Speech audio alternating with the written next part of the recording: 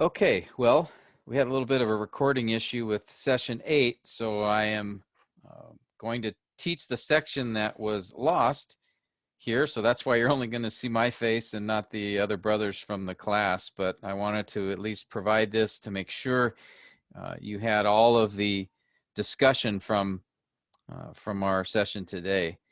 So let me reconnect to where we left off in our discussion, and that is I was talking about why English grammar. Again, it's not the original language. The original languages are Greek and Hebrew and Aramaic in Scripture. So why not just study those? Well, the problem is that, again, we are, unless you're an expert in Hebrew and Greek and Aramaic, that's going to pose a problem.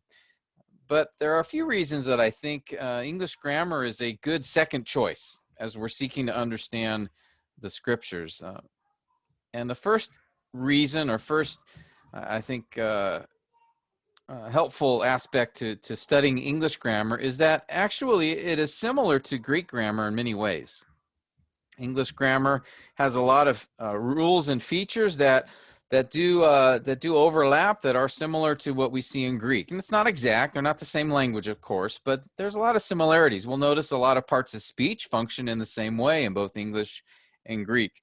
Hebrew, there's also some connection, some similarity, not as much as with Greek, but for now we're studying the epistles, so Greek will be the language of our concern as far as the original language, and the grammar that we're going to study in English will help us a lot when it comes to Greek. In fact, if you are interested in the future in studying Greek in more detail, knowing English grammar will really help you in studying Greek grammar. It'll be a good starting point for you in assisting you in that.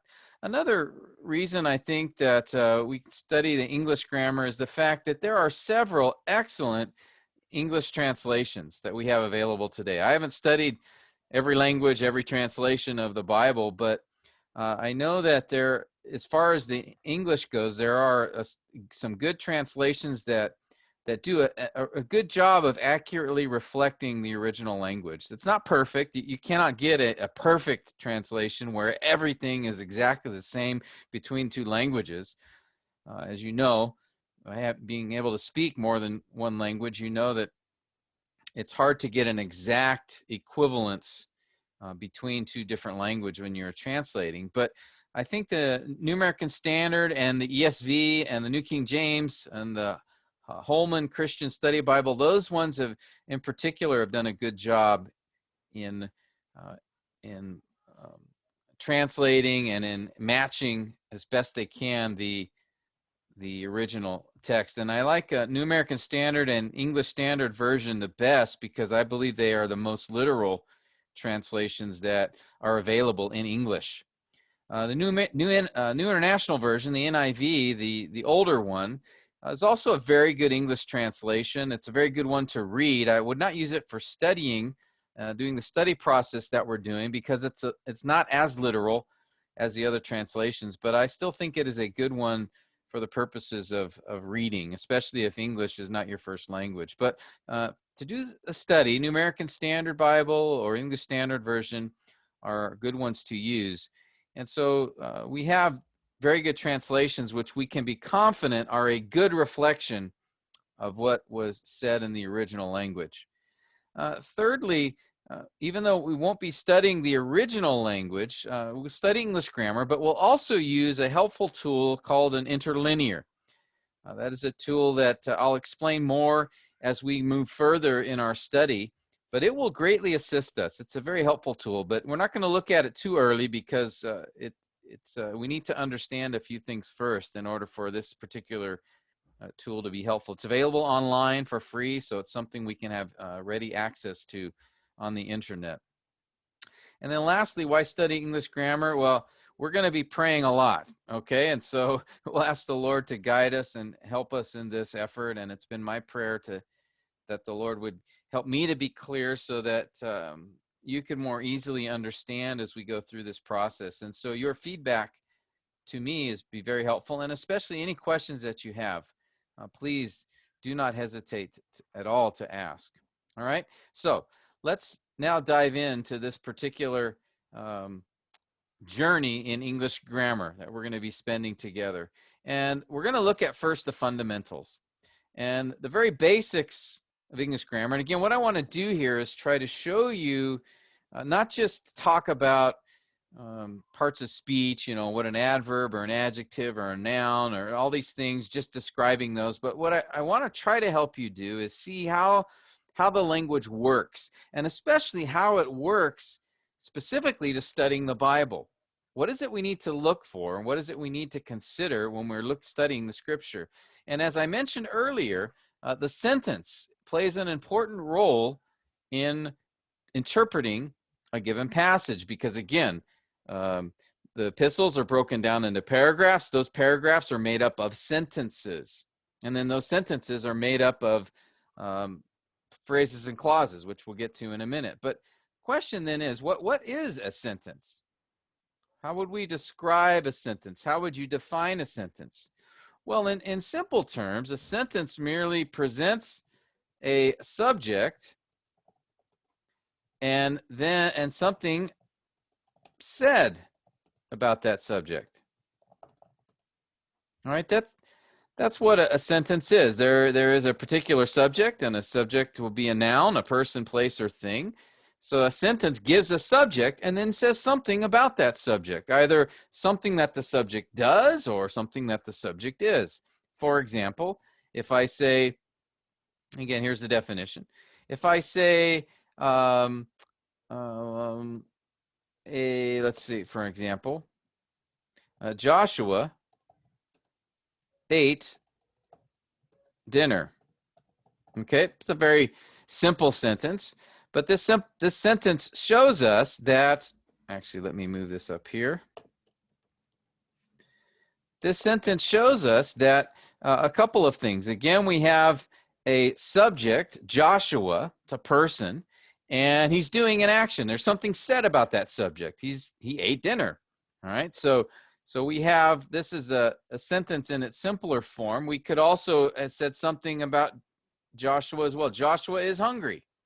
Okay, that's another description of the subject and something that is said about the subject. In this case, he's not doing an action, but he is something. He is hungry. Now, I use that word subject. Subject is a noun which carries out an action, or a noun about which a statement is made. Okay, so that is a subject, the subject of a sentence. In addition, we have in a sentence a verb. Those are the basic components of a sentence, a subject and a verb. And now notice that when it comes to a verb, the verb is an action done by the subject or the state or condition of the subject. Notice here there's two kinds of verbs. We could classify all English verbs into two categories. One category is the verb of action. A second category would be a verb of being, okay, or a state of being. Verbs of action describe an actual action or event carried out by the subject, but a verb of being describes the state or condition of the subject. So, for example, as I mentioned a moment ago, Joshua ate dinner. All right, that is an action.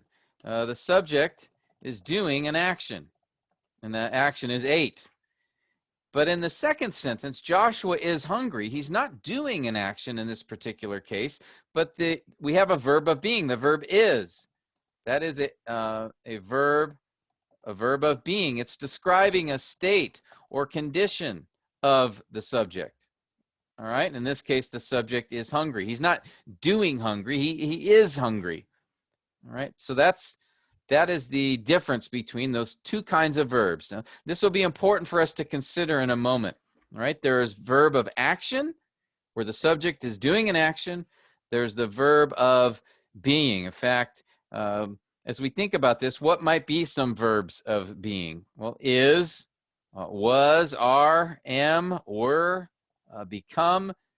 These are all examples of verbs of being. They're describing a state, a condition that the subject is in. Verbs of action, there's an endless list of those. Ate, we've already seen. Ran, walk, follow, sing, teach, know. These are all examples of actions that are carried out by the subject. Okay? So again, we have a sentence. A sentence is essentially, it presents a subject and something said about the subject. All right? A sentence will have normally a subject, which is a noun, which does something or is something, and then a verb, which describes the action done by the subject or the state and condition of the subject. All right? So two kinds of verbs that are involved here: verbs of action, verbs of being.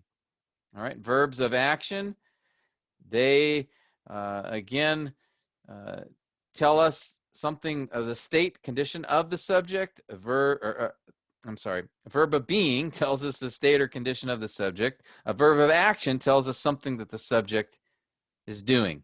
All right, we'll come back to this time and again. Now, here's an exercise that we did together in class. I'll just go over them again with you. An exercise on various examples where we want to identify in these sentences the subject and the verb, and then note if the verb is a verb of action or a verb of being. So they ran home. The subject is they. The verb here is ran. And in this case, it is an action of running. And so we have a verb of action for this particular example. All right, let's look at another example. She read a book to her children. All right, well, the subject is she, and what is said about the subject is that she read a book to her children, and the verb here is read. Again, it's a verb of action. Now, what about these additional words, a book and to her children? Well, we'll get to those, but for now, we just want to focus on the subject of the sentence, and then what is the action or state of that particular subject, the subject and the verb. That's our focus right now. He was tired. Now, the subject here is he. The verb is was. Now, is that an action or a state or a condition? It's a verb of being. It's describing the state that the subject was in. He was tired. He was tired. Another example. Joshua preached this Sunday. Now, here's an example of a subject that is a personal noun. Joshua, this person's name, our brother Joshua. He preached this Sunday. So the verb is preached, and that is an action, and it's a very tiring action at times, right? And so Joshua preached. That is our subject and verb from this particular sentence. All right, let's look at another one here. They were happy with my sermon. The subject is they, and the verb here is were. Now, this verb is a verb of being. It's describing a state, again, a condition. They were happy. That is the condition that they were in. Now, this extra term, with my sermon, what is that? Well, that's a phrase, and we'll talk about that in a little bit. Our focus now is they were, the subject and the verb. All right, and then finally, one last example, the subject I. The verb is became. Now, this too is a verb of being.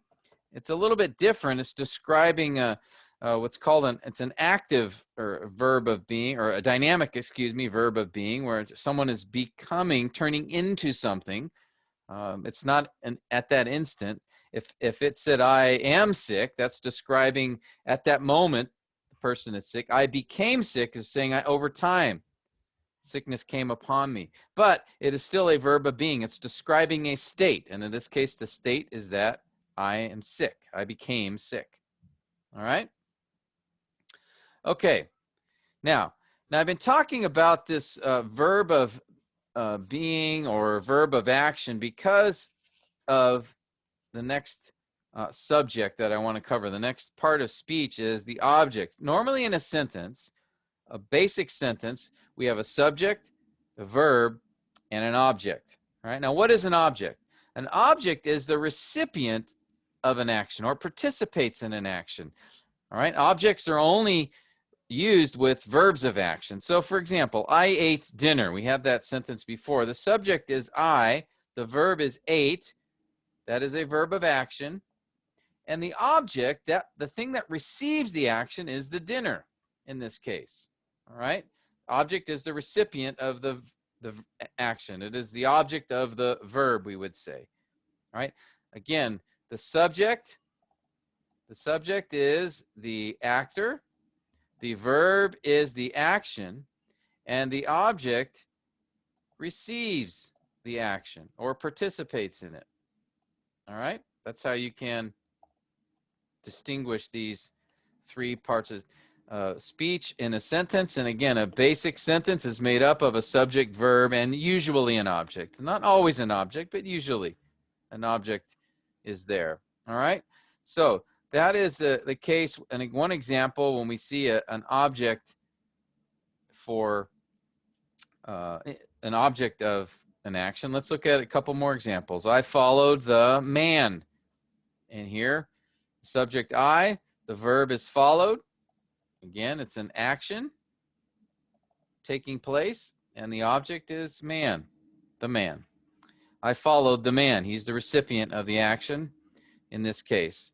Another example, he kicked the ball. He is my subject. The verb is kicked.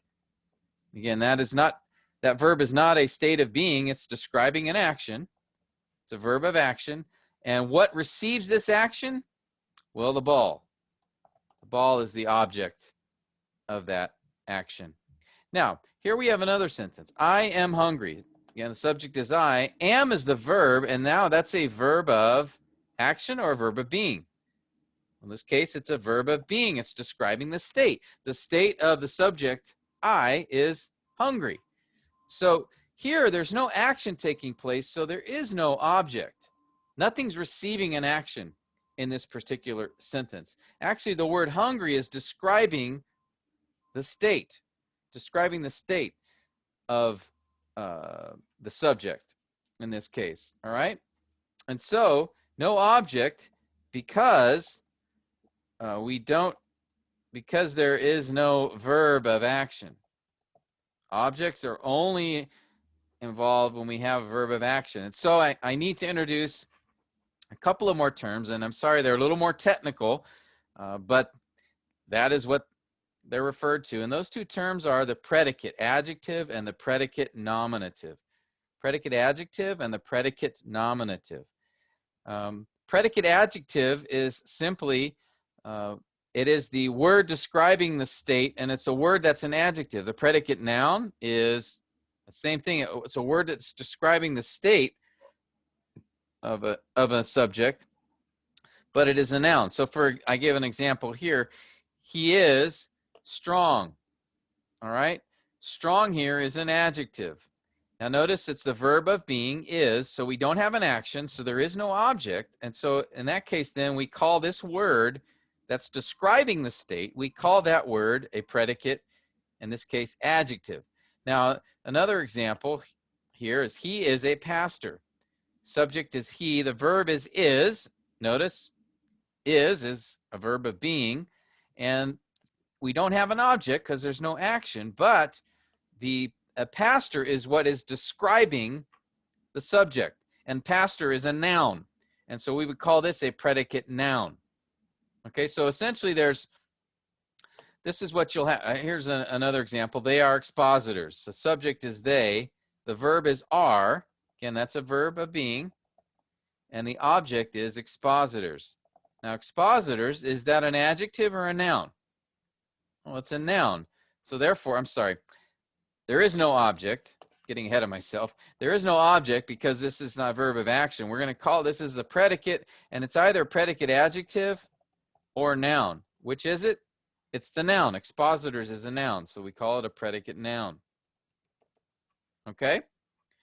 So we've got this basic structure in a simple sentence. We have a subject, we have a verb, and if it's a verb of action, then we'll have an object. We could have a subject or a verb, and if the verb is one of being, then we'll have a predicate adjective or a predicate nominative. Okay? All right, normally I'd ask, if you were here, I'd ask if you have any questions, but that would be foolish since it's just me that is speaking. Let's move on. All right, let's do an exercise here where we're going to look at some more sentences, some more simple sentences, identify the subject and verb, and then the object. Or if there's no object, the predicate adjective or the predicate noun. Pastor Philip read the passage. So the subject here is Pastor Philip. The verb is read, and that is a verb of action. He's doing something. So there will be there could be an object, and there is. He read what received the action? The passage. That received his action, and that is an object because the verb is an action verb. I teach the Bible. I, the subject, teach, it's the verb, and it's an action verb. Now, is there something in the sentence receiving an action? Yes, the Bible receives the action. It is what I teach. Okay? She is afraid. It's our next example. She is our subject, and then is the verb. It is a verb of being. It's describing a state or a condition. And so in this case, will there be an object? We see the word afraid there. Is that the object? Well, remember, an object is defined as what receives an action. Now, afraid is not receiving an action. It's doing something else here. So in this case, we would say there is no object in this sentence because the verb is a verb of being, but whether it is going to be then either a predicate adjective or a noun. And which is it? Well, afraid is not a noun. It is an adjective. Okay, so predicate adjective in this case. All right, so here we do have an example where there's no object. We have a predicate adjective. And again, a predicate adjective or a noun, predicate noun would be describing the state of the subject. Okay, here's another example. Run home. Run home. Now, what is the subject here? Is there a subject? We don't see any subject given in the sentence, but notice this verb, the verb here is clear. That is the verb run. Notice that it is given as a command. All right, this is an action verb, and it is given as a command. Now, in English, commands or imperatives, as they are also called, have an implied subject, you. Typically, in English, when you say, give a command, you'll run home or stop or come here.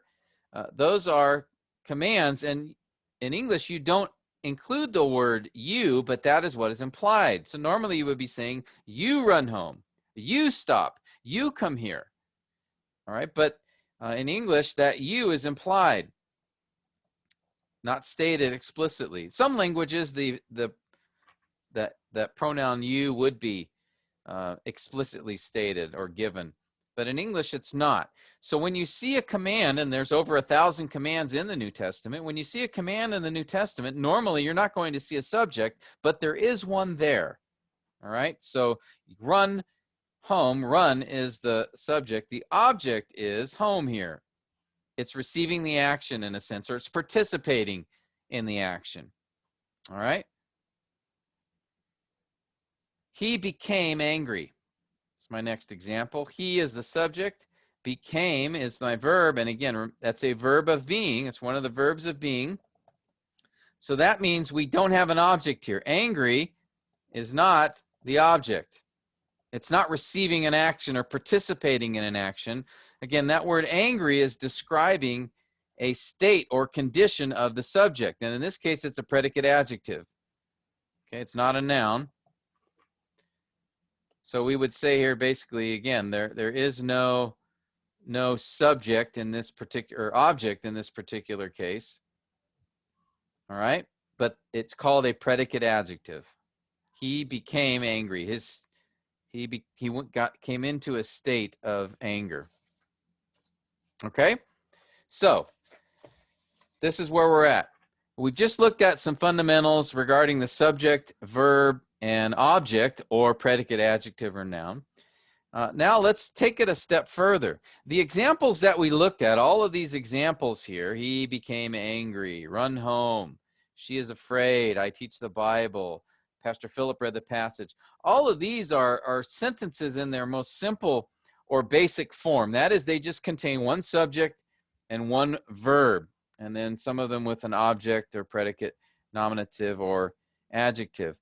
And so what I want to do is introduce to you a couple terms I've used already, but I want to define them now, and that is the clause and the phrase.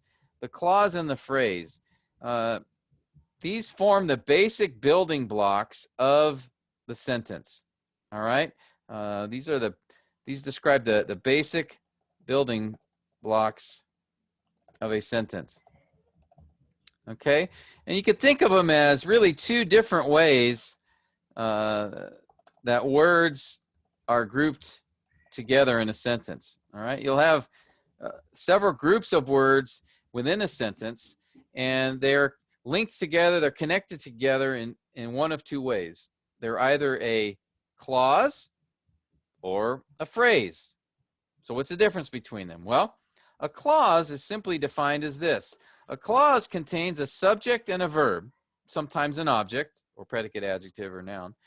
And again, note the examples above that I gave you earlier were made up of one clause. So here, I teach the Bible. Subject and a verb, and in this case, an object. She is afraid. A subject, a verb, and in this case, a predicate, adjective. All right, these are both examples of a clause. A clause must contain a subject and a verb. That is the requirement. Sometimes it may have an object or predicate, adjective, or noun, but it must contain a subject and a verb. A phrase, on the other hand, does not contain a subject and a verb, because a phrase will modify something else in the sentence, another word in the sentence, and it won't contain both a verb and a subject. Sometimes phrases will contain a verb, but they, by definition, do not contain a verb and a subject. So here are some examples of phrases. With him. That's a phrase. Notice, no verb and definitely no subject. With him. Walking to him. Now, here's an interesting case. We do have a verb here, walking, but do we see a subject? No, he's walking to him, but there's no subject here. That verb walking is standing by itself, and we would need more information in the sentence to know what it's referring to, but here there's no subject, so we have a phrase in this case. Another example, at the house. Again, no verb, no subject as well. Which hit the fence. Now here we do have a verb. We have a verb, hit, but there's no, that's it in this particular sentence. Of the Lord. Of the Lord.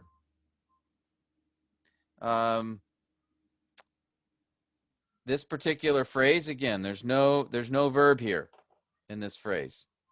All right, so it is a phrase. It's not a clause. All right, so those are some just examples. Now what we're going to do is look at some more examples. And again, normally I'd be calling on you, one of you guys, to be doing this for me, as we did during our discussion today. But I'll just be doing all of these examples since I'm going to be the only one participating in this discussion right now. All right, so let's look at the first one. I love my wife. Is this a phrase or a clause? Oh, by the way, for this exercise, we're just going to identify whether it is a phrase or a clause. And if it is a clause, then we'll identify the subject, verb, object, or again, a predicate, adjective, predicate, nominative. Okay? So I love my wife. That is a clause because we have a subject, I, and we have a verb, love. Okay? So this is a clause because the subject and verb are both present. And then if we want to throw this in for fun, we have the object. Again, this verb is a verb of action. And so the wife is receiving the action here. My wife is receiving the action here, and the action of love. So this is a subject, verb, and object. I love my wife. It's a clause. Now here, the father and the son. Is this a phrase or a clause? Well, notice there is no verb here. So it is a phrase.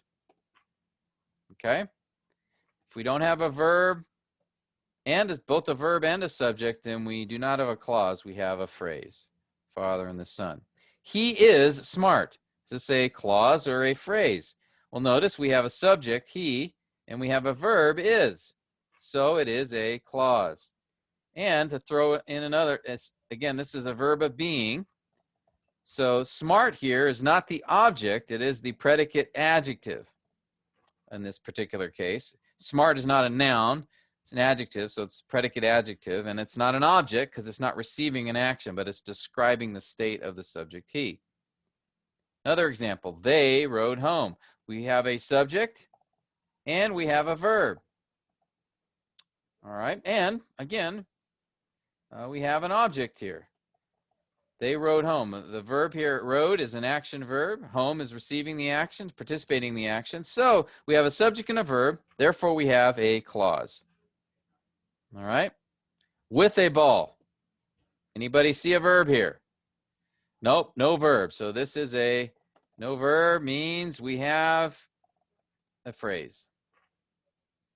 All right. Of the gospel. Same thing. No verb, therefore no subject. So it is not a clause, it is a phrase. She was happy. We have a subject, she, with the verb was, verb that is a state of being verb. So happy here is functioning as predicate adjective. And in this case, there is no particular, or there is a verb and a subject, and so therefore this is a clause and not a phrase. Okay? In a taxi. No verb, no clause. It is a phrase. Excluded from the race. All right, this one's a little more tricky. We do have a verb here, excluded. Question is there a subject? Do you see a subject here? Well, in this particular case, there's no subject given. Therefore, we do not have a clause, we have a phrase. Even though there's a verb, there is no subject to that verb. We would need more information from the sentence again. And there are examples of this in Scripture. You'll see it when we go through some passages together, where you have a group of words that do have a verb, but there's no explicit subject for that particular verb. So therefore, this is not a clause, it is a phrase. The children cried last night. All right, we have a verb here, cried, and we have a subject in this case, that is children. Therefore, in this case, this is a clause. Both subject and verb are present. Running all the way. Again, we see the verb running, but is there a subject in this particular case? No, there's no subject. Therefore, this is a phrase and not a clause. Okay, again, both subject and verb are required. Okay, so all these examples, just to summarize, the difference between a phrase and a clause is that a clause contains a subject and a verb, but a phrase does not. All right, again, both a subject and a verb. Those are both required or important when it comes to understanding what a phrase and a clause is.